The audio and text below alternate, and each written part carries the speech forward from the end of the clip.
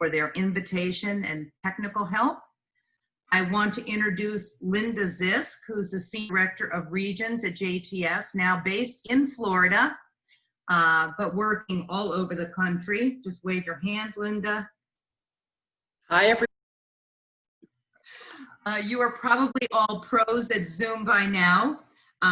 You might want speaker view rather than the gallery view so you can focus on Rabbi Berkowitz.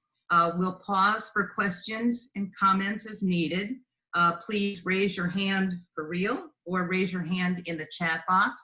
I'll try and call on you, but if you could do us a favor and unmute your microphone when you get called on to speak. So Rabbi Matt Berkowitz is based at the Shokin Institute in Jerusalem. In that capacity, he's responsible for the academic and experiential contours of the Israel program for both the rabbinical and cantorial students. He also works on recruitment of students for all of JTS's 5 schools, and he continues to work closely with Friends of JTS toward engaging them more deeply in the institution's mission. Many of you have studied with Matt in person. The current times have called for new and creative things, and we're really thrilled to be able to do some learning by Zoom. Many of you know Rabbi Berkowitz already. He made Aliyah with his family in 2008. In addition to all the wonderful work he does for JTS, he's an artist and one of the founders of Kol Ha'ot, Illuminating Jewish Life. Rabbi Berkowitz.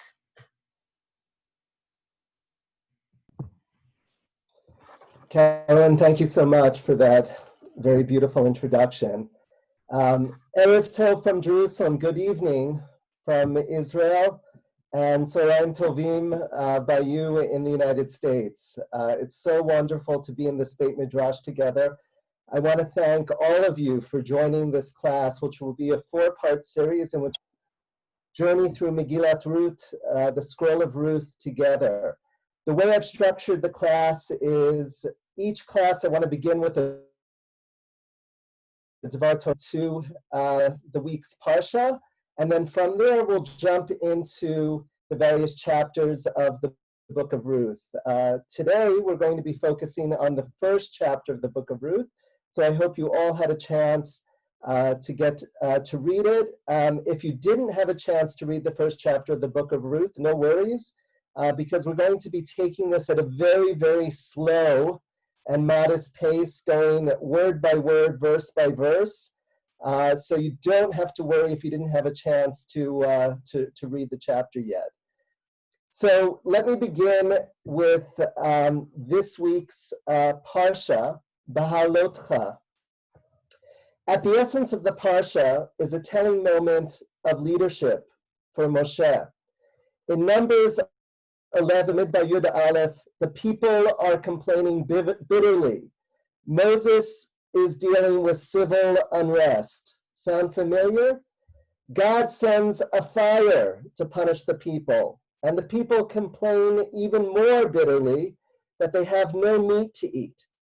Moshe becomes quite distressed and says to God the following: Lama harayota le'avdecha ולמה לא מצאתי חן בעיניך לשום את מסע כל העם עלי? Why have you dealt ill with your servant?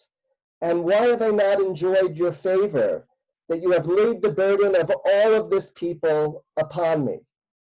God's response is curious. He says to Moshe, gather another 70 elders, and they will be your administration, they will be your cabinet, they will assist you.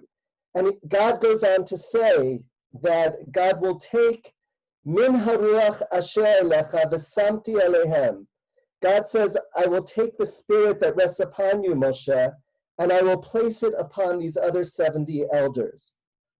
Moses loyally embraces God's solution to broaden the base of leadership so he can better manage as the man at the top. He knows full well base. Not only that episode of Eldad, who after their initiation of the elders continued to prophesy amongst the people. Joshua's behalf, and approaches Moses and says he needs to do something to stop Eldad and Medad from prophesying amongst the people. Moses' response is fascinating. He turns to Joshua and says, "Are you bent out of shape on my account? If only all of the Lord's people were prophets like me." Moses very beautifully eschews jealousy, and he is willing to allow others to be jealous on his behalf. Robert Alter, the great Bible scholar, calls this, quote, radical spiritual egalitarianism, unquote. It stands in stark contrast to much of the leadership that we see being exercised in the world today, both here in Israel and in the United States, which places ego and power at the center. We pray together as a community that true justice will prevail both in the US. As I conclude, I want to make a special event that happened at the Jewish Theological Seminary yesterday, and that is the appointment of Chancellor Shuli Rubin Schwartz, which we all celebrate tonight. My dear colleague and friend, Rabbi Shai Held, writes very, very beautifully in his Parashah commentary the following. He writes, quote, "A real religious leader knows deep down that her sacred work is ultimately not about her, even if she sometimes fails to live up to this fundamental insight. Leaders who needily pursue their own glory and institutions that focus on their own self-perpetuation, sometimes even at the expense of the very values they purport to uphold, are sadly prevalent in our world. In the face of all that stands Moses, the paradigmatic leader who internalizes and embodies the simple but profound truth, it's not about you." Chancellor Shuli Rubin Schwartz is a person of expansive grace and energy. And sitting here in Israel, how so excited I am, energized by this moment of welcoming Shuli, who is our 8th Chancellor of the Jewish Theological Seminary, following on the heels of our great leader, Chancellor Arnie Eisen, Chancellor Emeritus Arnie Eisen. Delighted to have your leadership, Shuli, and our learning this afternoon is dedicated to the future, the very, very bright theological seminary. So I thank all of you for gathering together as we go on this journey of learning Megillat Ruth. So I want to begin with some background notes on the book of Ruth. So we can situate this text well, both historically and in the place of the entire tradition. You all well know that we have a number of scrolls in the Hebrew scriptures, right? And each of those scrolls that we have, those Megillot, is connected to another observance over the course of the year, right? Sum total, we have 5 scrolls. Let's begin with the beginning of the Jewish New Year, and that is with Pesach. The scroll that is connected to Pesach is Shir Shirim, the Song of Songs. From Pesach, we go to Shavuot. Right, Shavuot, we just read the scroll of Ruth, the book of Ruth. After Shavuot, we have Tisha B'Av, the 9th of Av, in which we read Megillat Echa, Lamentations. After the book of Lamentations, we have Sukkot. On Sukkot, we read Kohelet, Ecclesiastes. And then finally, the full cycle of reading Megillot is completed with the scroll of Esther, Megillat Esther, the most famous scroll that we have in the tradition. So that places the book of Ruth within the context of other scrolls that we read over the course of the year. In addition, I just want to say a quick word about Pshat versus Drash. That is the literal sense of the text versus the homiletical or deeper sense of the text. Ruth's She says the literal shot is apparent on the surface of the page, but it's incomplete. To make the text meaningful to people in changing life situations, to make it a living text, we must infuse it with drash. Okay, that's where the whole discipline of midrash comes into play. And I wanted to start there because we're not just going to simply focus on the pshat, the literal sense, the book of Ruth, but we're going to go deeper. We want to understand how the book of Ruth is a living text in our own times, right? It's quite prescient in many ways that we've chosen the title of this series as A Time for Kindness, right? Little did we know how desperately the world would need chesed, kindness, at this very moment. How desperately it's needed in the United States, how desperately it's needed in the world, and in Israel, all over. That kindness is animated through the characters that we're going to encounter in the book of Ruth. So that's where I want to begin. I will pause in about 15 minutes if there are any questions to give you all a chance.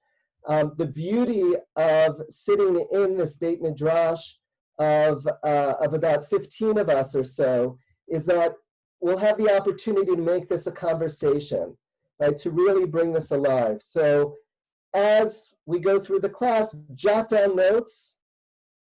Okay, that's along the way. If you've got a Tanakh next to you, write in the Tanakh. Do not in the Tanakh.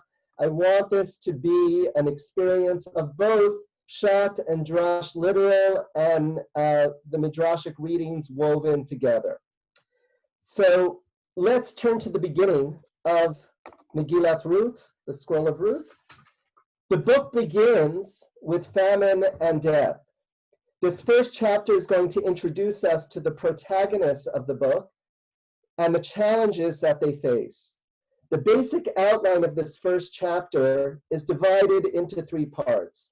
First, the prologue, which is the departure from Bethlehem, the departure from Bethlehem, verses 1 through 7. The second part of the book is the turning point on the road to Bethlehem, verses 8 through 18. And then the final section, the third section of the book, is the return to Bethlehem, the reception back in Bethlehem, verses 19 through 22.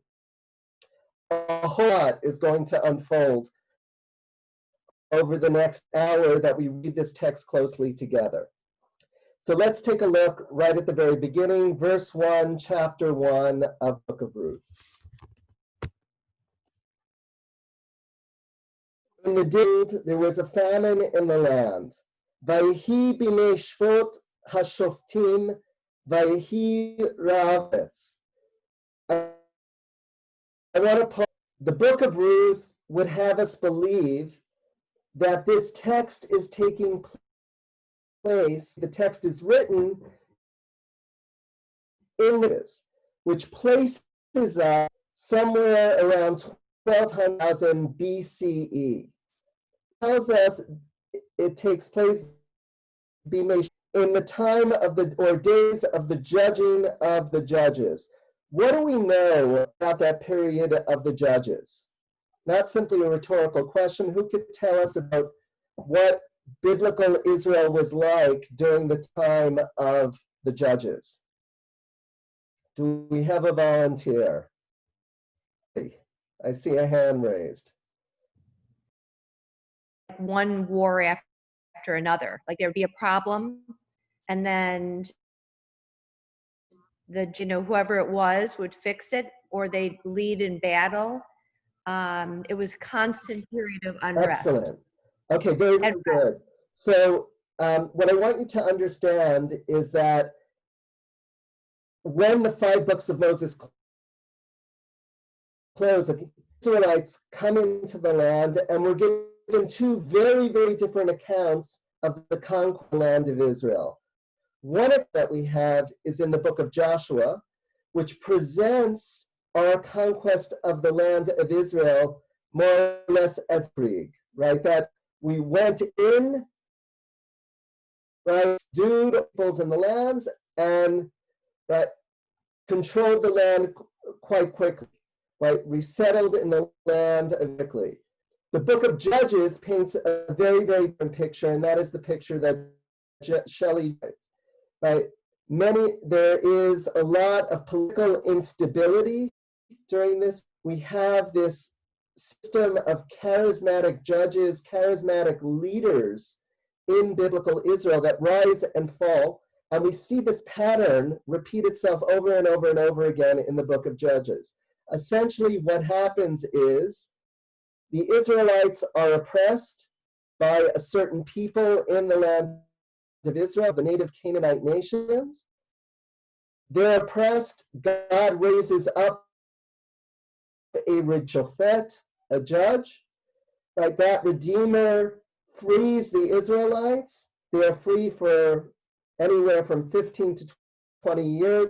And then the Israelites end up drifting away from God, engaging in idolatrous practice. God enslaves them through another Canaanite oppressor, right? And the same pattern repeats itself over and over and over. At the very, very end of the book, I have a very critical verse, which says the following: Bayamim hahem ein melech b'Yisrael ish hayasher be'einav yareh.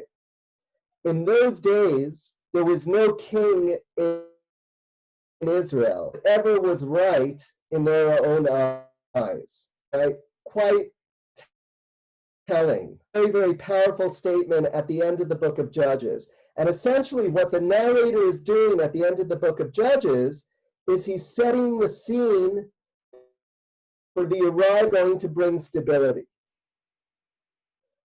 King Solomon, and then, right, and after the whole life, the monarchy is going to bring a sense of stability.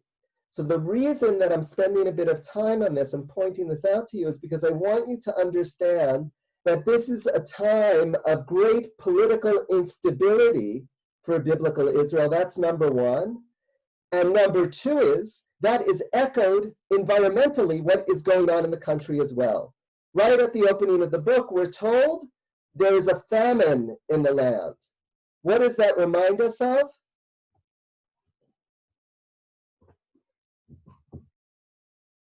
Jacob and the family going to Egypt for famine, to get food. Very, very good. And not only Jacob, right, and his, right, but we can go back even further.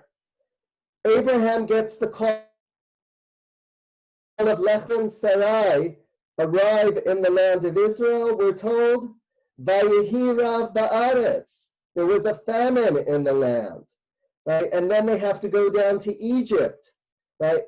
So very, very interesting how this is a theme that repeats itself over and over and over again throughout Tanakh. This notion of there being a famine and our ancestors leaving the land as a result of that famine. So it's a very, very prototypical story as far as the Hebrew scriptures go. We're experiencing political instability, and not only political instability, but also environmental chaos points. Immediately after, we're told of the historical period as well as the time. It says, Vayelech ish mi Beit Lechem Yehuda legor b'snei Moav, hu v'ishto u'shnei vanav. A certain man went forth from Bethlehem in the area to sojourn in him, his wife, and his two sons. Okay, so we're given the general of the family that is going to be the focus of the action in this verse. We're not told their names yet. Okay, I want to ask Ronnie to please pull up the picture that I sent earlier. The picture that you're about to see is a picture that was taken from my balcony earlier today. Unfortunately, it's dark now. Otherwise, I would take my computer outside and you would see this view live. This is the view that I have from my balcony in Jerusalem every day. Ronnie, if you could double click on it so we could see it large.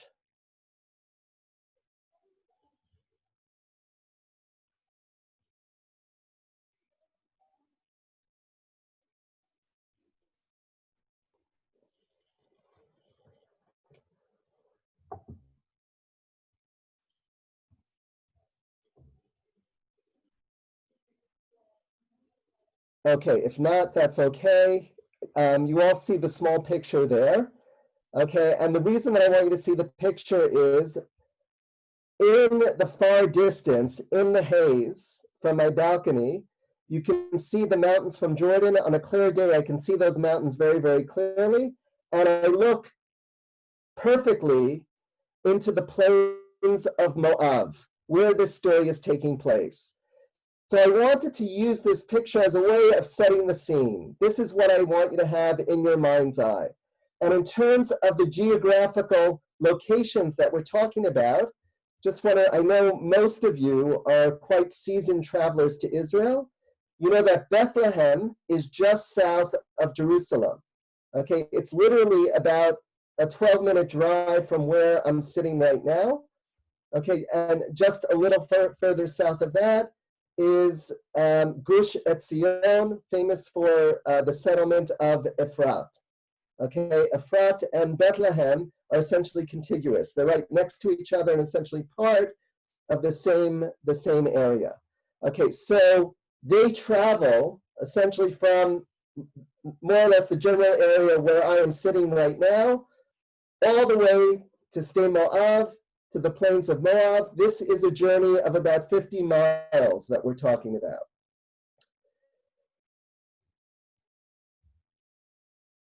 In the next verse, verse 2, we're given the names of these characters. Ronnie, you could take it off of share screen now. V'shem ha'ish Elimelech, the name of the man was Elimelech. His wife's name was Naomi. V'shem shnei banav Machlon v'Chilion Ephratim, and the name of their two sons was Machlon and Kilion, mi Bethlehem Yehuda, from the area of Bethlehem in Judah. Vayavo Sde Moab vayusham, and they came to the plains of Moab, and they were there. Names are significant in our tradition. There's a very beautiful teaching in the book of Samuel, Kishmo Kenhu. Just as one's name, so too is one's essence. And when you think about your Hebrew name, when you pause for a moment, you realize very, very quickly that your parents were prophetic. Your Hebrew name somehow speaks to the essence of your character. Okay, we don't have time to go through all of your Hebrew names right now, but I want you to see here that those names are significant, also being used as a literary device in the story. Elech means, my God is king. Naomi, her name is pleasantness. The sons are called Machalon, Machalon from the Hebrew Machala, which is illness or sickness, and Kilion, which means ending. Okay, very, very soon we're going to understand the connection of all of these names to these particular characters and why they were given those specific names. What did you say the last name meant? Kilion means ending, Ed. Ending. It means ending, exactly. Okay. So Rashi, on Dibur Matchil, Rashi, the great medieval commentator, in unpacking the very, very beginning of this section, Vayilech ish, a man went forth. He says that whenever the text uses the word ish, it means that it refers to someone prominent in the community. And Rashi goes on to say the following.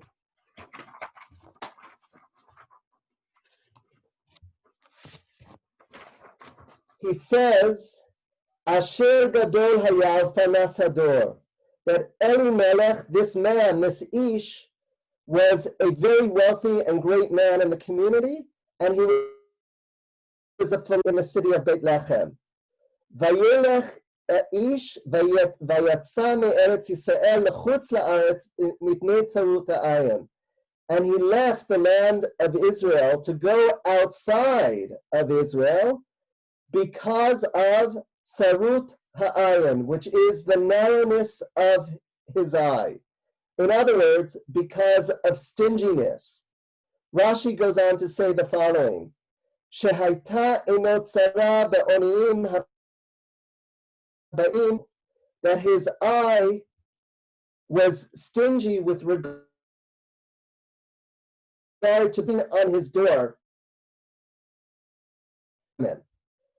Okay, it's a very, very nuanced reading of the text, and this plays out in greater detail as we move forward in the text, okay? Rashi is picking up on some of this that we have, but essentially what ends up underlying Rashi's commentary is what we call theodicy.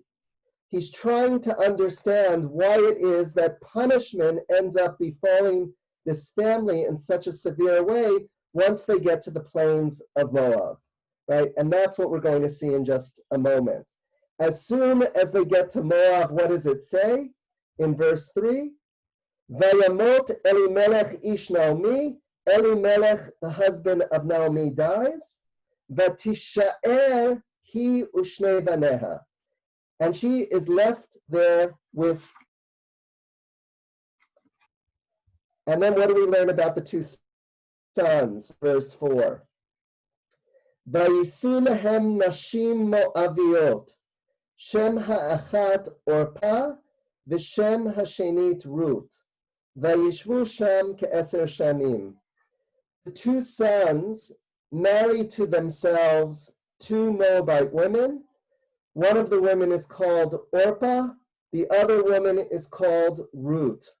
And then we're told that they lived there for 10 years. Vayamutu gam shnehem v'chilyon, v'tishaer ha'isha mishne yeladeo me'isha. And the two sons of Naomi, Machalon and Kilion, die. Machalon, remember, his name means disease. Kilion, his name means ending. So the two of them die, and Naomi is left there, okay, no longer with her sons or her husband, right? But she's there with her daughters-in-law, her Moabite daughters-in-law. What is so striking about this business of them marrying Moabite women? What raises or potentially raises a red flag for you? Not a rhetorical question. I want to hear your responses to that. Why are we potentially troubled by their marriage to Moabite women here? Shelley? That was that we were warned expressly to not be involved with when we in some war between the two, or they, and we were told not to ever mix with them. Okay, very, very good. So you might think that what is at stake here is simply the idea of intermarriage, right? That would be problematic here. But we know well that that is not the only piece that's problematic here. And in truth, marriage throughout Torah is not necessarily problematic. Okay, Abraham married an Egyptian. Okay, you marries Osnat. Okay, also marries an Egyptian, and even Midianite. Right, we have intermarriage all throughout Tanakh. That is not the only piece that would set a red flag, but rather it's what Shelley is explaining with regard to the Moabite nation. What is the origin of the nation? Let's start there, because that in itself is very telling. What do we know about the origins of the Moabite nation?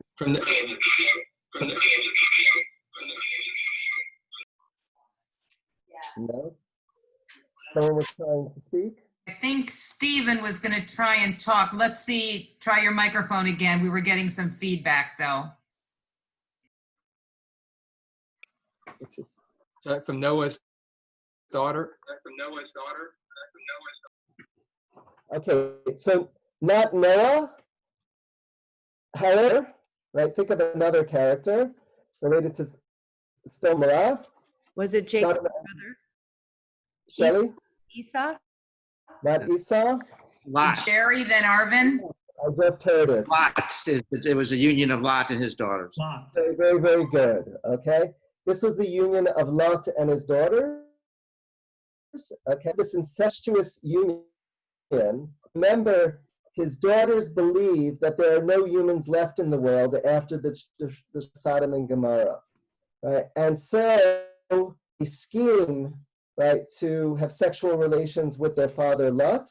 And out of those sexual relations, one nation as Ammon, and the other nation that comes of this union is of the Moabites. Okay, so that of this nation, right? Okay, so they have incestuous origins.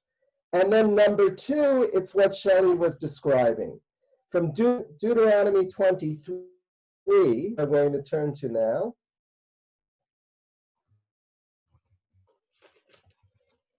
Okay, we have the following legislation. Deuteronomy 23, Parshat Ki Tetzei reads, "No Ammonite or Moabite shall be admitted into the congregation of the Lord. None of their descendants, even in the 10th generation, be admitted into the congregation of the Lord, because they did not meet you with food and water on your journey after you left Egypt."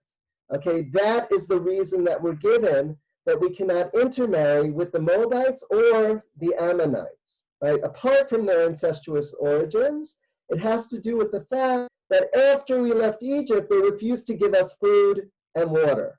That too will be a significant detail later in the story. Okay, so the great disgrace here, in quotes, is that Machlon and Kilion, two Bethlehemites from the land of Judah, two Israelites, are marrying Moabite women.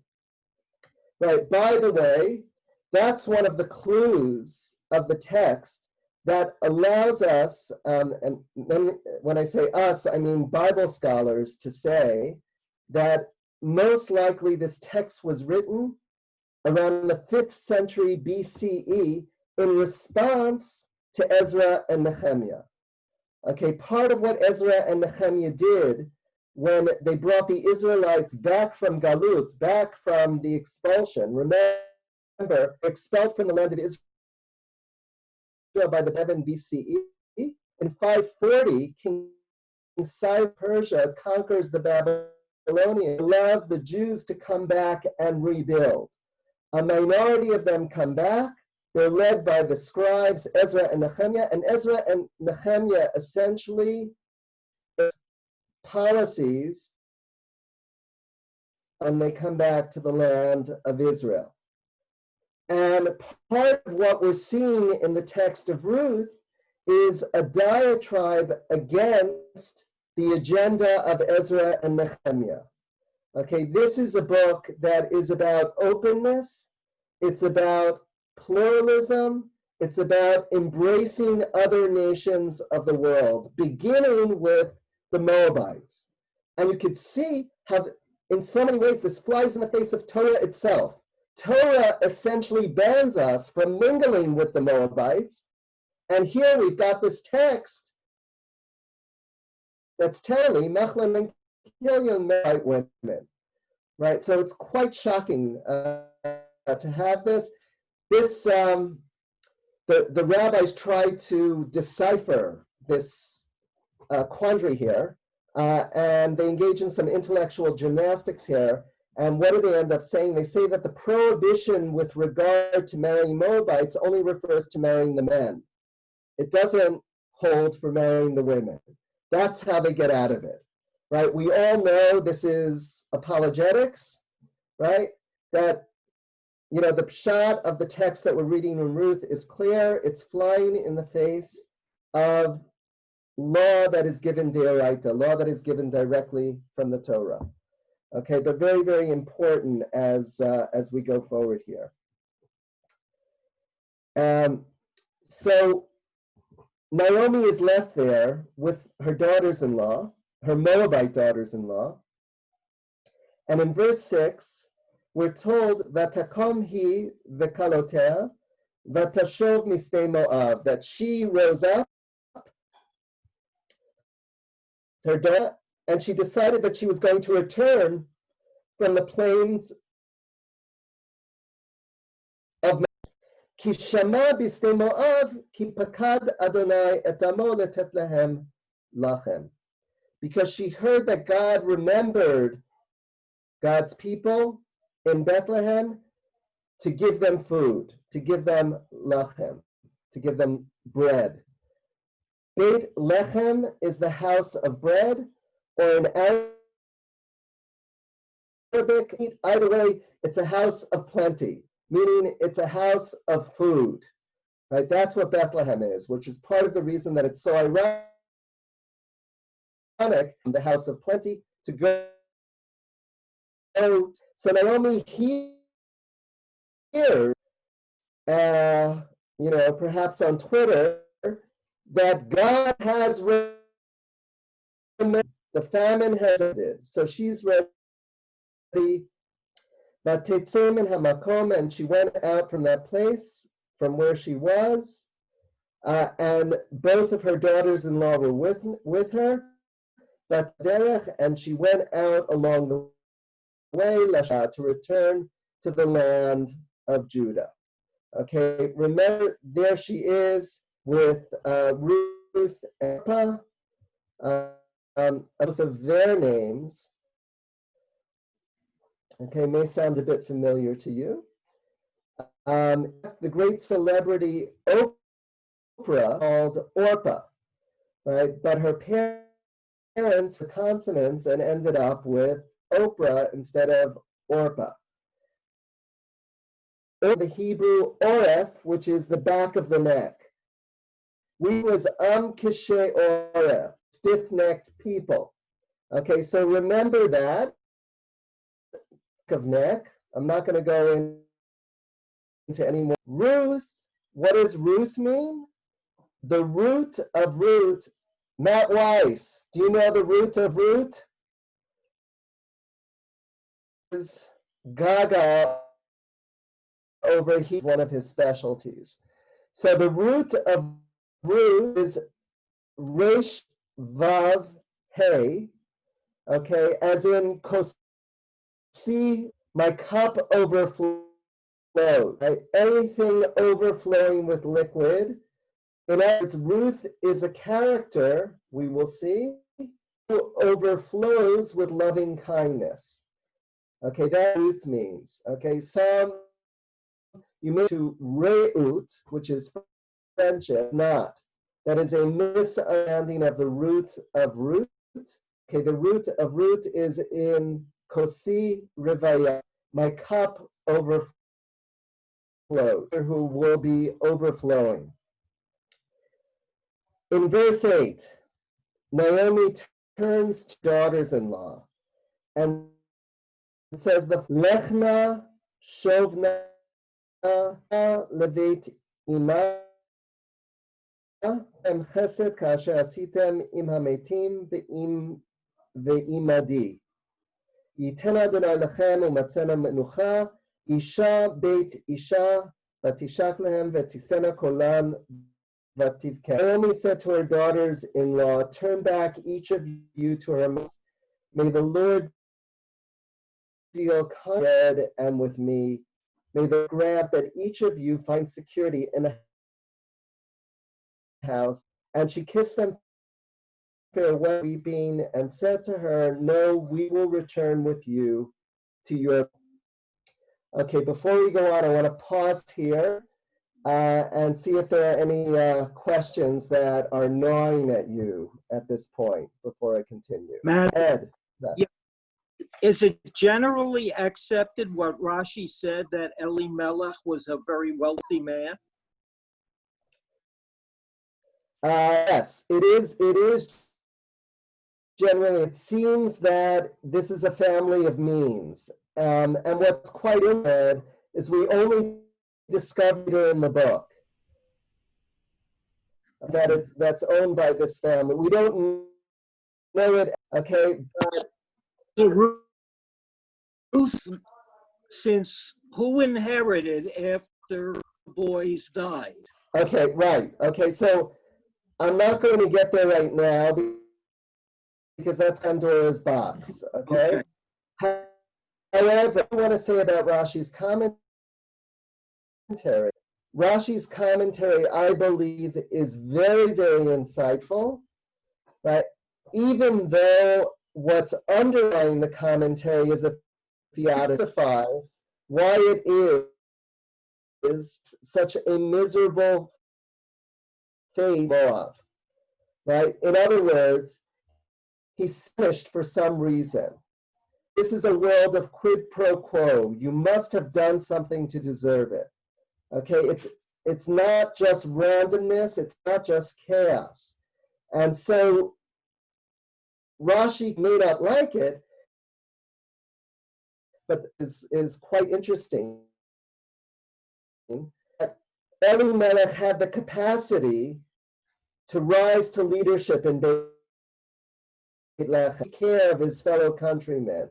And instead, what did he do? He ran away. He left the land of Israel.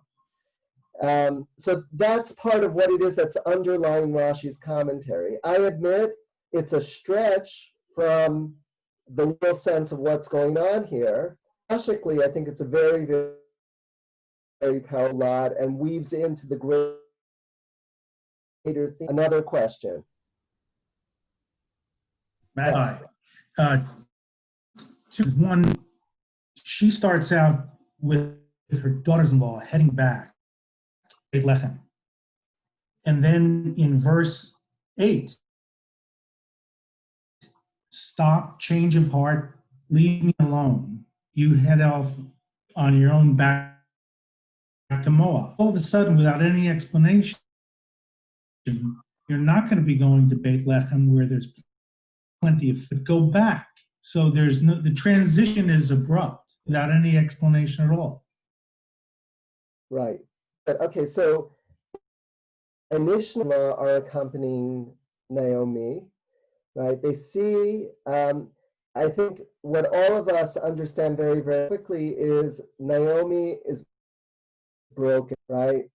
She's lost her husband, lost 2 sons, right? Thank God none of us can imagine the horrific state is in at this point. And I would even say she's like the Walking Dead at this point, okay? And her daughters-in-law, to their credit, recognize that, right? So as a gesture of hearts, Ruth and Orpah, what do they do? Her along the way, right? The idea is that they're going to walk her, a few miles with her, and then who knows if they're going to turn back. But no, right, the first instance that we have of her pushing them to turn back is in verse 8, okay? And this is going to repeat itself. Now, it says, may the Lord deal kindly with you as you have dealt with the dead and with me. May the Lord grant that each of you, right? Again, this is going back to Israel, biblical time, where a woman is insecure either in the father or in the home. In that she's worried of these daughters-in-law and telling them, go back to your, right? You'll have a greater chance of in verse 11, right, as the text continues, we have the second instance of Naomi pressing them to go back. Naomi, Shovna Botai, go back, my daughters. Lama tilechna imi, haod livanim b'meai. Why are you going with me? Have I more son in my body who might be has an allusion to what we call leaven, right? That if a brother dies, then the brothers that are left behind have the obligation of taking care of the widow who's potentially marrying that widow. Or that she doesn't have any more children. And And then in 12, she says again, Shna binotai. So this is the third time that she says, go back, my daughters, for I am too old to be married. Even for me, even after I were married tonight, and I also bore sons, should you wait for them to grow up? Should you on their account debar yourselves from marriage? Oh no, my daughters, my lot is far more bitter than yours, for the hand of the Lord has struck out against me. Okay, number one, why is pressing the daughters-in-law to go back? Why does she want them to turn back to Bethlehem with her?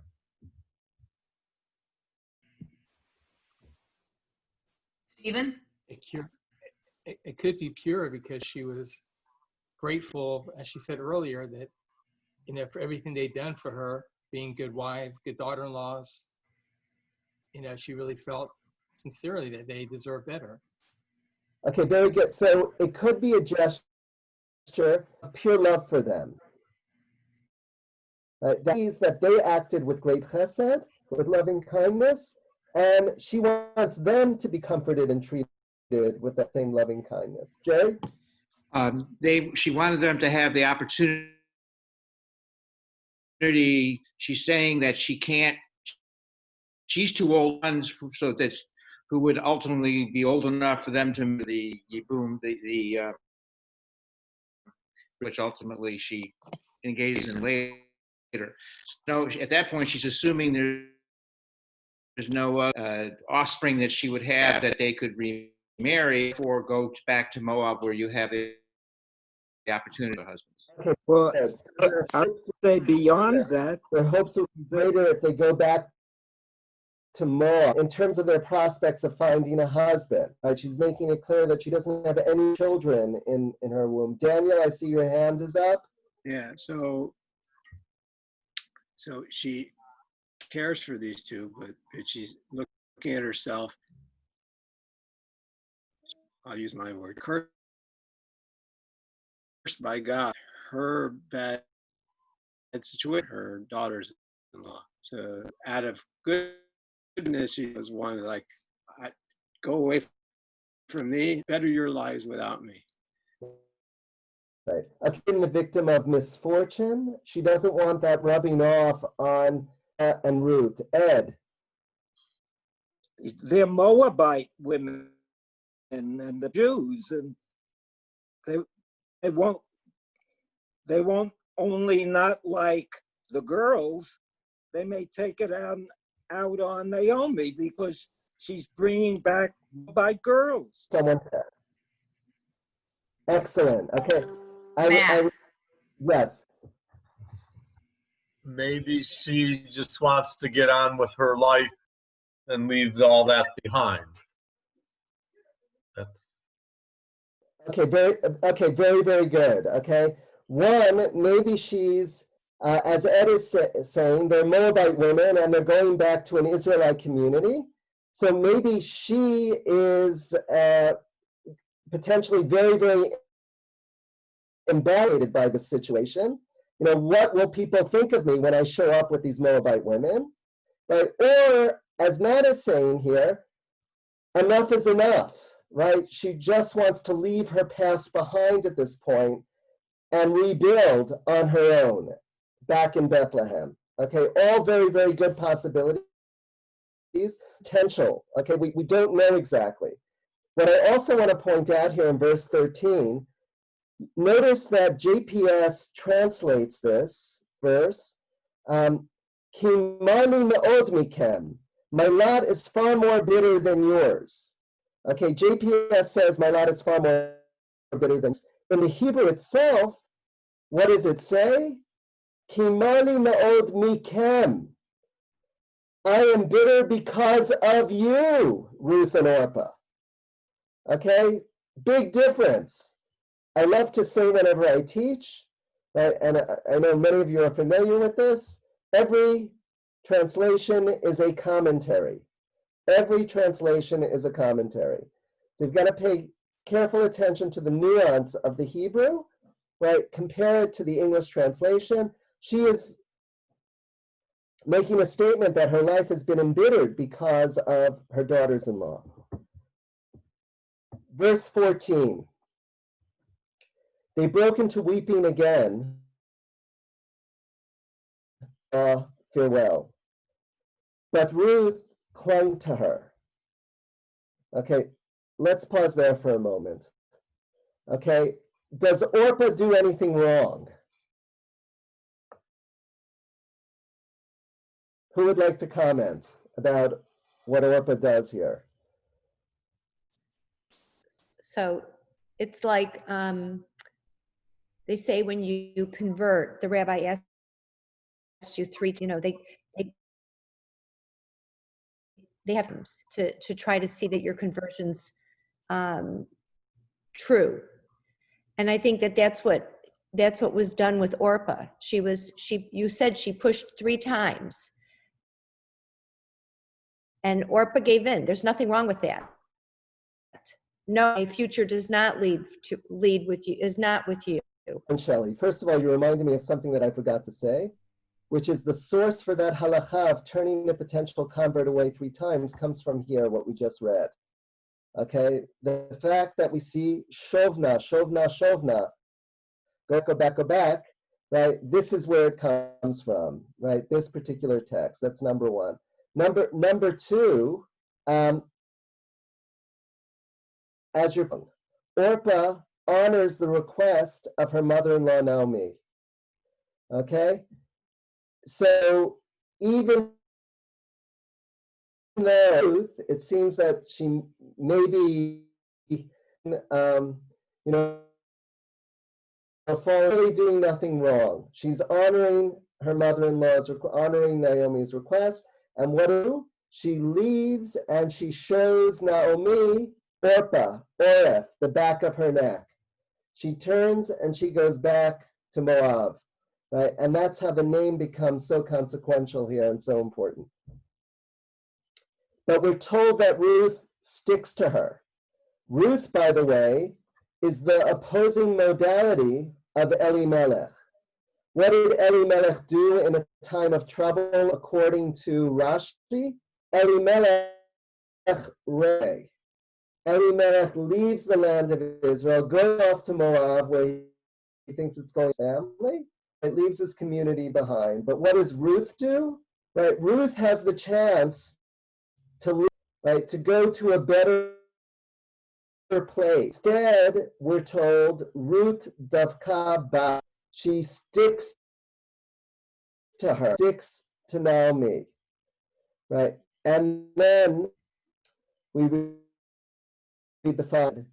See your sister, that is Naomi said, see your sister-in-law has returned to her people and her gods. Go follow your sister-in-law. But Ruth replied, do not urge me to leave you, to turn back and not follow you. For wherever you go, I will go. Wherever you lodge, I will lodge. Your people shall be my people, and your God, my God. Where you die, I will die, and there I will be buried. If anything but death parts me from you. When Naomi saw how determined to go with her, she ceased to argue on until they reached. What do you think is the moral and permanent commitment making?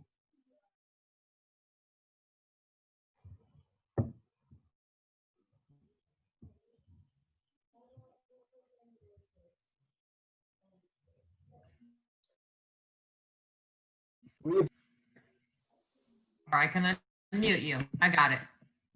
Yeah, hold on. Ruth sees in Naomi an independent woman, and she really loves her. I mean, it's heartfelt, and so she's willing to follow Ruth, to follow Naomi wherever. Beautifully said, Susan. I like to say, Yotzim min halev seamless that come from the heart enter the heart. Right? And clearly when we read Ruth's words, her proclamation, her promise to Naomi, right, that comes through.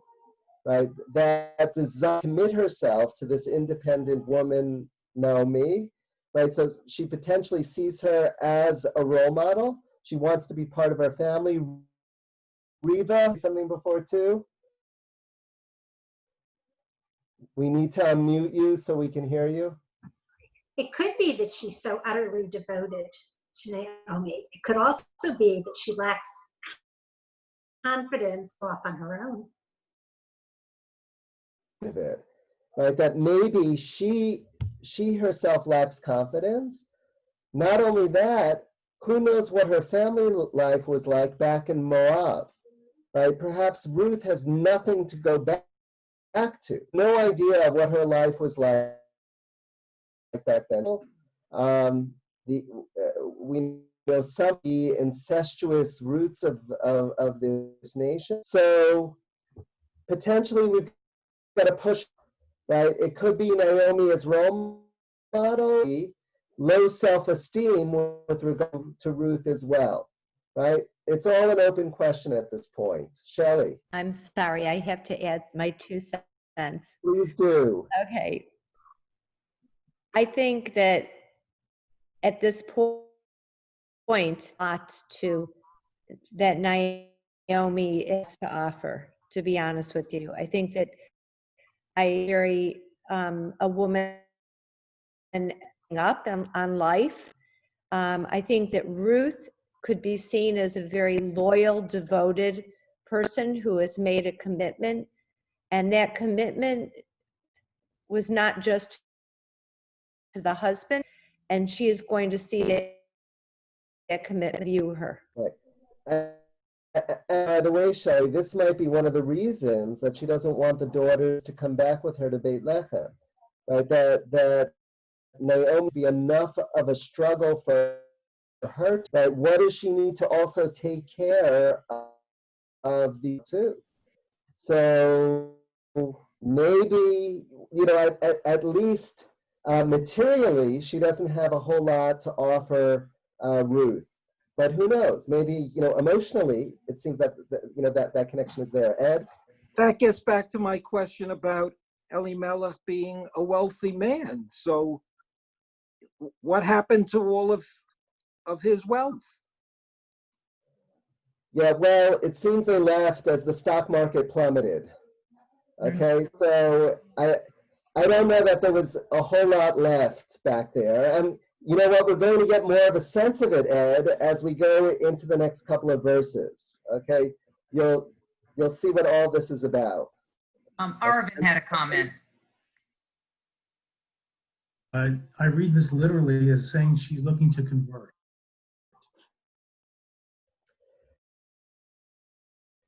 Possibility, Arvin. The against what you're saying is that throughout the balance of the text, she's referred to as Ruth. Okay, she's constantly Ruth the Moabite, Ruth the Moabite.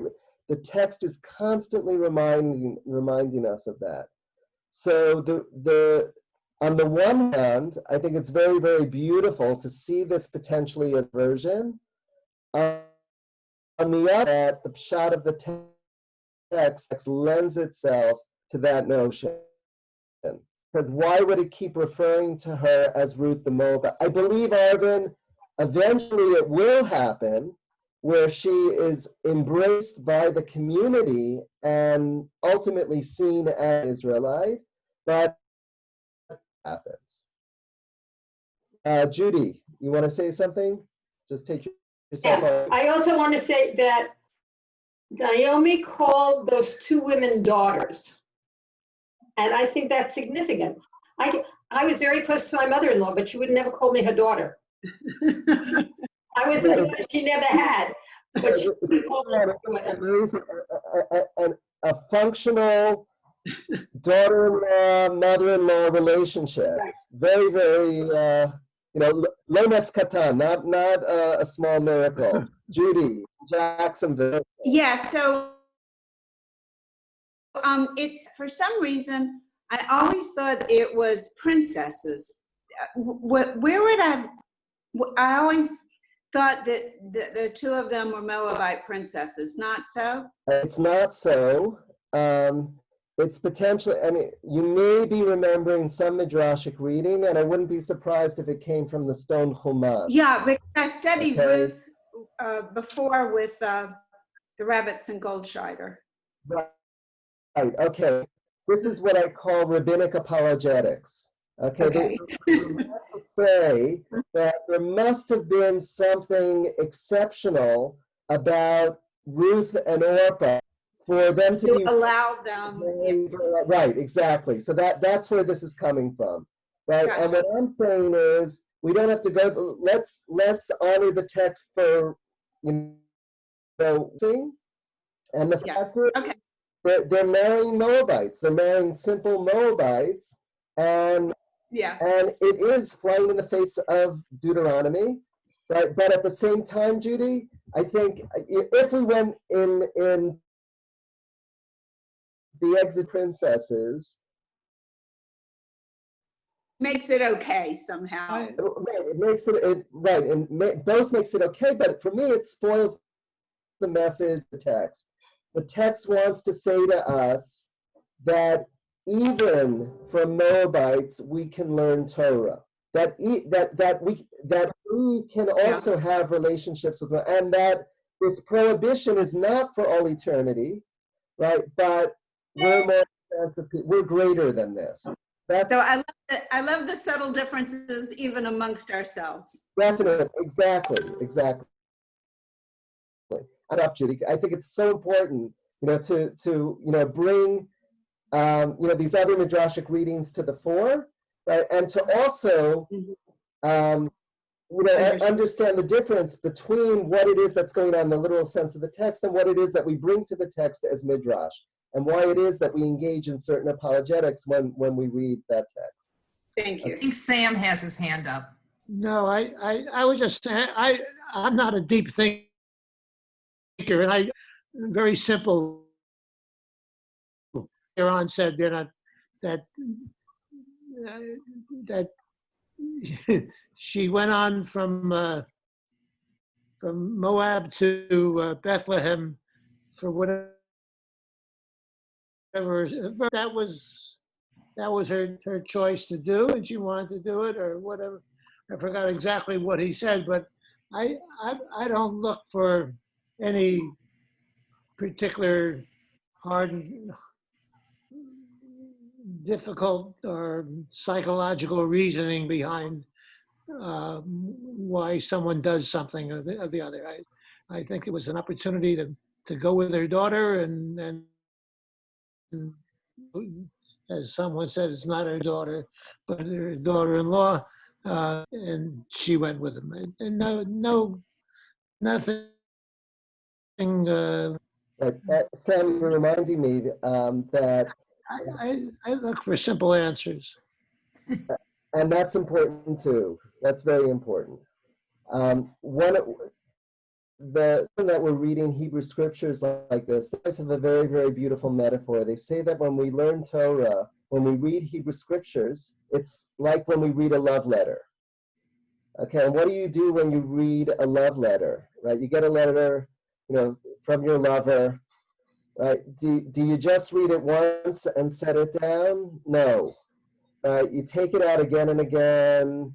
You try to listen to the nuance of every word, every phrase. You turn it over and over and over. Right? And I think that's a perfect metaphor for how we approach the reading of text in Jewish tradition. Right? And sometimes we come up with the simpler interpretations, and sometimes it's more sophisticated. Admittedly, it also depends on where we are in our own life too when we look at that text. So I think it's a good metaphor to have in our hands as we're reading. Okay, let's continue a bit further. Can I just say one thing about your criticism of the fact that it's written as Ruth the Moabite? We're talking about Arvin, what Arvin said. Yes. I think there's no doubt in my mind that she was converting, and the argument that it continued to call her Ruth the Moabite means the same as the fact that for many years we called so-and-so the convert in our own synagogues. It's what we call someone doesn't mean that what they're doing isn't sincere. And when you say your people will be my people, that's the reason I think we use those words when we think of a convert. So I think that what's written afterwards doesn't mean that what she didn't do was a conversion. Right. That's it. I appreciate what you're saying, Shelley, and certainly it's teaching us a whole lot about, how it is that we need to relate. We need to be more open to converts within the Jewish community. I always love to say that all of us are Jews by choice. It's not just those who convert and go through a process, but rather every single Jew needs to proactively choose to engage with Jewish learning, Jewish tradition, right? All of us are in the same boat. Phyllis and Larry, I think you wanted to say something too?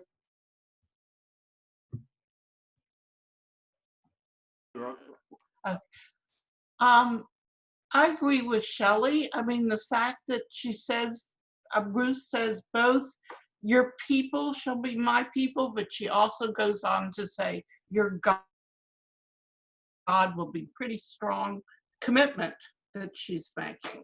Right, it is a strong commitment. What we're lacking here is a beit din, as it were. And she's on her way. She's definitely on her way. But what a number of commentators point out, and I think rightfully so, is that she doesn't do this in front of a community, right? In front of a whole community. It's more of a private, intimate communication between her and her mother-in-law. Yes, great commitment there. Yes, she's seen it. But I believe that we have to wait till later on in the story to be consummated. I'm going to leave that open for now. I have one comment. It's very interesting that the very end of it is she ceased to argue with her. It was sort of like, look, I've pushed her away 3 times. I've insulted her. I'm bitter because my life is bitter because of you. And then, she goes on to all of this business. And regardless of what Naomi's agenda was, she just gives up. She just says, okay, I may not want you. You may be a drain on me, but I just can't argue with you anymore. And whatever happens, happens. Right. I'm done. It's emotional and physical exhaustion at this point. Yeah. Okay? It's just we don't know quite what to make of this the silence of Naomi, but I sense that she's just had it. You want to come back, but I'm not going to fight with you anymore. So they go on their journey. We're not told anything about this 50-mile journey from Moab to Bethlehem, and then the middle of verse 19. When they arrived in Bethlehem, the whole city buzzed with excitement over them. The women said, Hazot Naomi, can this be Naomi? And Naomi responded, do not call me Naomi. She replied, call me Mara, for Shaddai has made my lot very bitter. I went away full, and the Lord has brought me back empty. Can you call me Naomi when the Lord has dealt, when Shaddai has brought misfortune upon me? Thus Naomi returned from the country of Moab. She was daughter-in-law Ruth the Moabite. They arrived in Bethlehem at the beginning of the barley harvest.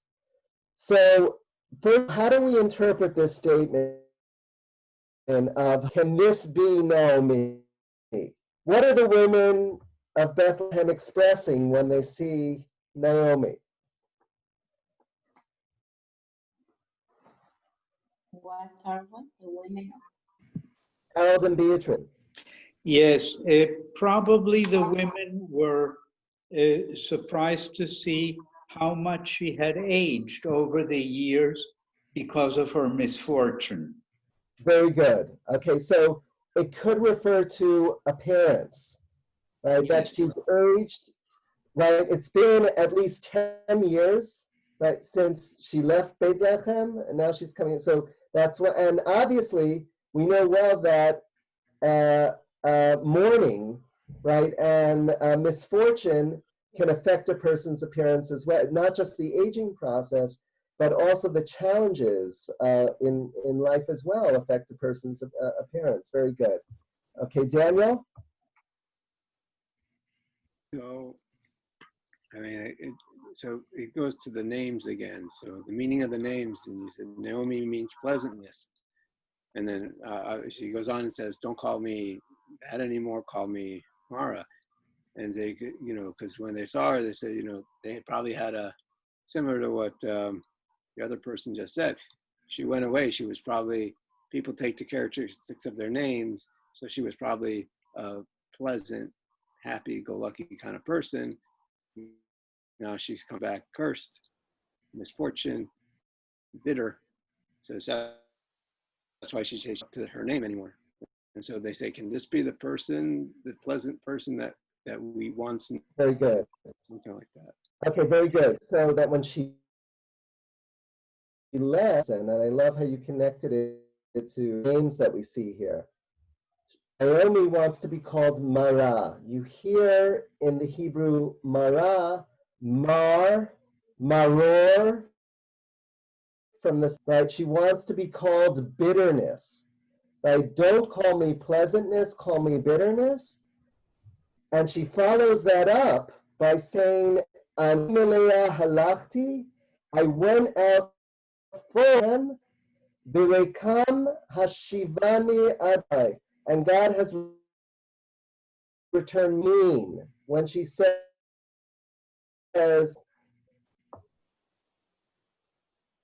I went, what did she have? She had a husband and 2 sons. Very good. She's talking about family. Seems clear she's not talking, she's talking about the richness of being part of a family. She's talking about her husband. She's talking about her 2 sons. That's what she left, okay? And then she says, but God is returning me empty. Now tell me, is this really true?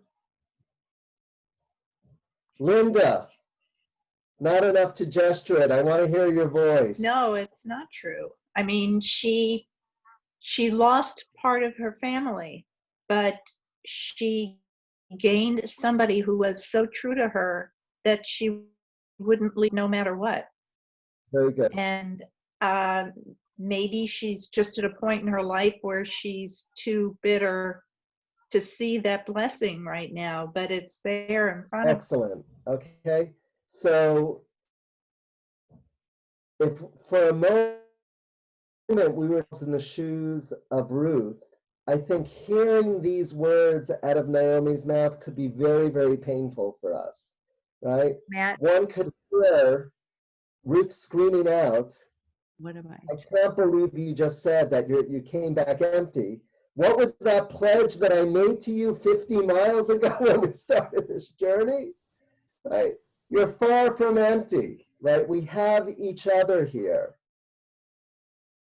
It's potentially not believe that Ruth is generous and gracious enough to realize that she's dealing with a person in pieces, right? Everyone mourns at a different rate, right? And she sees that, Naomi is a shadow of what she was, which dovetails beautifully with what Daniel was saying before in terms of the names too.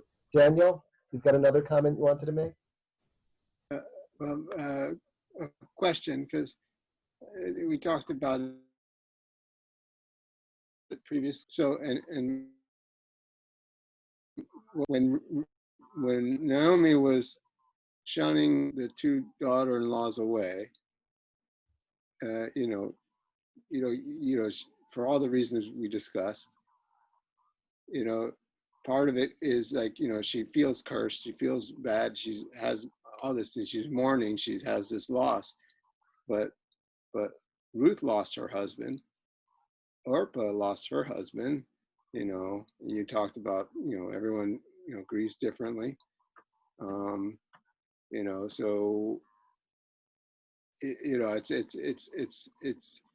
I mean, the story is focusing on Naomi and how she feels, and she's like turning away from God, changing her name, feeling like she's been picked out for punishment. And it just was interesting. Like, it's like none of those internal emotions or feelings about Ruth's and Orpah's own loss is really talked about at all. Right. You're absolutely right. It's an open question.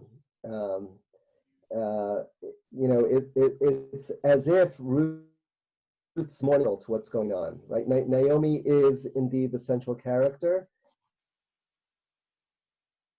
Perhaps one could say that it relates to different stages of life. And maybe, since Naomi is older, and, just feeling that at that point in her life, she's not going to be able to rebuild. But, when I say we, each as individuals have to be hopeful. We have to be optimistic, and realize that no matter the loss that we go through, there's always the potential to be rebuilt. I believe that's part of the prayer that's left open, that's expressed for us in this text, that there's always the possibility not only of return, but there's also the possibility of building anew. Sam, was your hand up? Did you want to say something? Can't hear you. You have to take your seat there. I thought I did. I said it happens every day of the week. Husbands die, wives die, and the wife or the husband picks up and goes anew to look for a husband or a wife. I mean, it's nothing new under the sun. Yeah, forget that. We've got Boca Raton. Right. I mean, it's day of the week. So, and That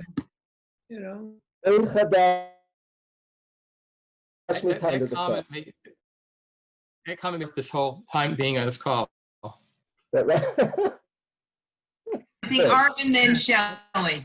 Matt, what I found interesting here is, and maybe you can go back and if you, this is the first time that I'm recalling seeing Shaddai in text. Doesn't say any of the other names that we use for God. All of a sudden now Shaddai appears. Right. So we believe that one of the reasons that Shaddai is being used, connected to, right? That particular name is related to fertility and nurturing. Okay, what part of the body is it related to? Him, right? A woman's breasts. Okay, so very interesting that's the name used here that's being called upon by Naomi, specifically particular quality of God in Naomi's last point, right? She, in her mind, she's thinking of God as the nurture, and yet she is not being nurtured, completely empty at this point. It's also striking, Arvin, when you see the theology of all, this is a text of very, very traditional theology, meaning, right, she sees the source of her misery and misfortune. Right? For Naomi, she's connecting the dots. She's saying it has done this to her. Not any this is God that is punished, right? Which understand why it is that Rashi regarding Elimelech, right? Elimelech did something to deserve it. It wasn't just simply out of the blue that misery strikes them. Shelley. I don't really have anything to say, but now that you just said that, I do. I wasn't raising my hand. It seems like she's blaming everybody but her part in it. She blames the daughters. She says, I don't want to look at you because you remind me of it. The fact that I'm left with him, responsibility for that. The only thing she has that's good is insight, and that she actually realizes she's so bitter. Is what this is. Bitterness toward God, bitterness toward, very relatable, but still, it is bitterness. Right, right. And your moment too, when the women say, could this be Naomi? You notice that nobody's running to bring them food at this point. Nobody's running to take care of them. At least explicitly, we don't have a sense of that in the text. Right? They return, and the background, it could be this notion of what we call midah keneged midah, measure for measure. That because Elimelech, because Naomi and her husband left, people that they were leaving behind didn't care for. Those people are resentful now, and maybe they feel to this woman Naomi, right? This is the same one that abandoned us when we were in the midst of it, and now all of a sudden at the back, and she wants to be part of this community. Well, not so quickly, not so quickly. So that's quite a striking point that's made at the end of this first chapter, that we don't see any explicit offer of help, and we're also told that they return at the beginning of the barley harvest, which calendrically situates this when it's right around the time of Pesach, right?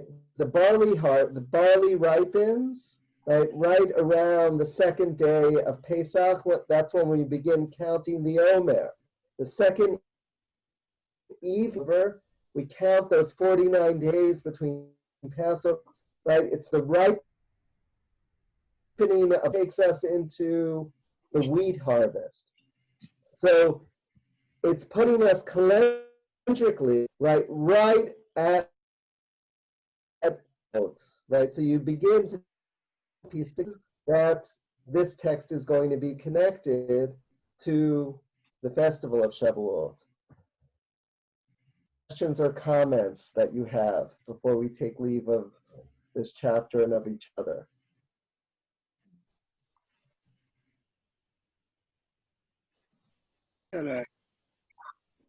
Carolyn, I leave it up to you to call on I just had people. a quick question about the names and their meanings. And why would you name your son Disease? Yeah. Okay, it's an excellent question. Thank God, Daniel. In Israel, you don't hear that name anymore. You don't Achlon. You don't hear Kilion.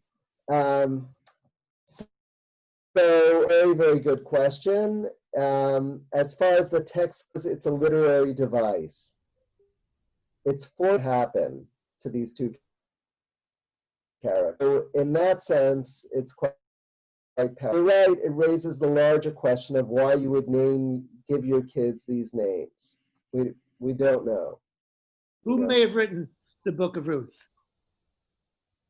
We have no idea, Sam, who wrote the Book of Ruth. There's a lot of conjecture that it was written by a woman, but it's a guess. We have no idea what. One of the reasons we believe it's written by a woman is because this is a text that truly empowers women. But we don't know at the end of the day. All that we can surmise is that it is a text that's written around the 5th century BCE, also because of some of the Aramaicisms, some of the Aramaic-related words that we have in this text. But that's all that we can piece together. And that we do know that it's a text that is critiquing the policies of Ezra and Nehemiah. It wants to move from a more particularistic world to a more universalistic and all-embracing world.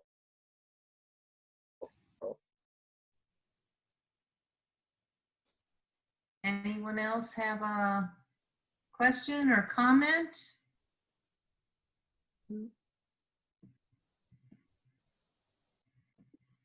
Okay, I think, Matt, if you're ready to round.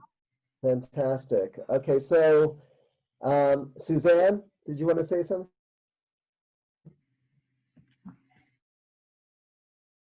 No?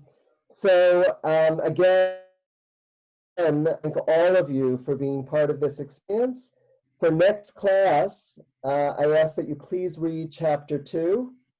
There'll be plenty to do, so that is your homework for now, with some commentary on the weekly Parashah, something to bring to your Shabbat table, and then we'll delve into the unfolding action of Ruth.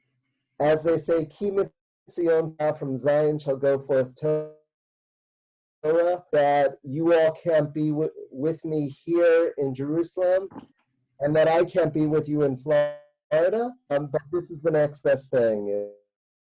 It's really technology allows this kind of learning and connection together. Linda? I just have to say, this is my first Zoom class.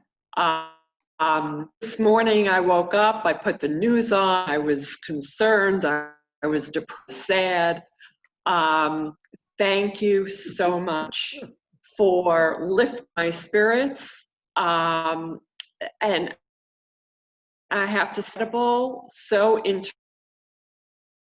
intellect is just so stimulating, and I'm just blessed of JTS. And if Carolyn Cantor wasn't the president of your fan club, I would definitely be one. Thank so you. thank you. Thank you for those kind words.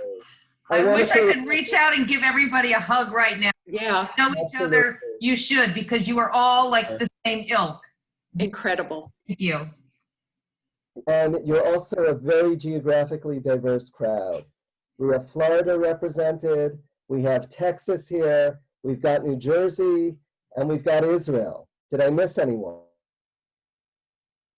That covers us all. You know, I want to get, Linda, what you said was so beautiful and from the heart. Thank you for sharing that. I take us back to where we began with it, which is with the title of this, A Time for Kindness.